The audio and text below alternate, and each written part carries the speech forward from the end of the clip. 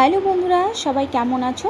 আমি আবারও চলে এসেছি নতুন রেসিপির সঙ্গে। আর আমি দেখো বানিয়েছিলাম চিড়ের পোলাও, একদম ঝরঝরে, খেতেও কিন্তু অসাধারণ হয়েছিল। তো এই টেস্টি টেস্টি চিড়ের পোলাওটা আমি কিভাবে বানিয়েছি চলো দেখে নেওয়া যাক।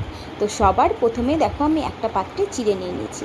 এইটা কিন্তু একটা সরু আর মোটা ধরনের চিড়ে। এক ধরনের চিড়ে পাওয়া যায় কাগজের মতন পাতলা, যেটা জলে দিলে একেবারেই মিশে যায়, মানে জল থেকে আর তোলাই যায় না।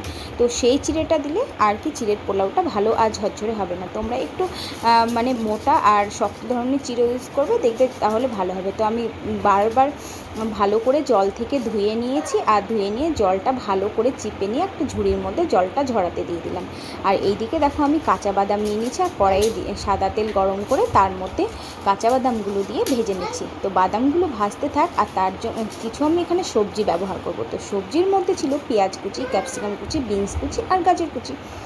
আর এইদিকে দেখো আমি ছোটো ছোটো করে আলু কেটে নিয়েছি। তো এবার আর ফোড়নের জন্য আমি নিয়ে নিয়েছিলাম দেখো কারি পাতা। তো এদিকে আমার বাদামগুলো ভাজা হয়ে গেছে, এবার বাদামগুলোকে আমি তুলে নিচ্ছি।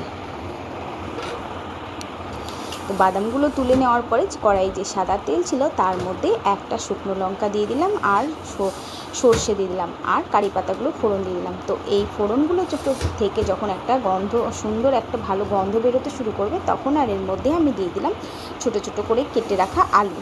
তোমরা চাইলে এখানে কাঁচা লঙ্কা কুচি ইউজ করতে পারো। আমার বাড়িতে যেহেতু ছোটো বাচ্চা আছে খাবে বলে আমি এখানে লঙ্কার ব্যবহারটা করিনি। তো এরপরে আমি আলুর মধ্যে সামান্য পরিমাণে লবণ আর হলুদ দিয়ে আমি আলুগুলোকে একটু ভেজে নেব, যাতে আলুটা সেদ্ধ হয়ে যায়।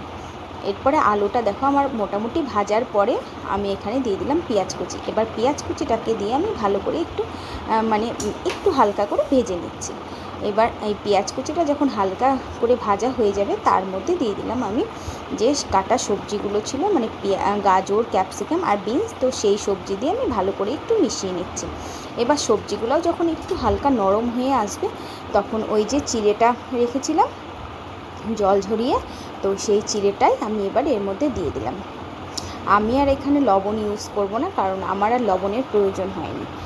আর দেখো ভালো করে এবার মিশিয়ে নিচ্ছে, আর সবার শেষে দিয়ে দিলাম যে ভেজে রেখেছিলাম সেই বাদামটা।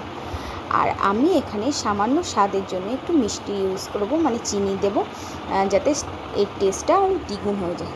দেখো দেখতে কত সুন্দর হয়েছে, একদম ঝরঝরে, অসাধারণ হয়েছিল খেতে।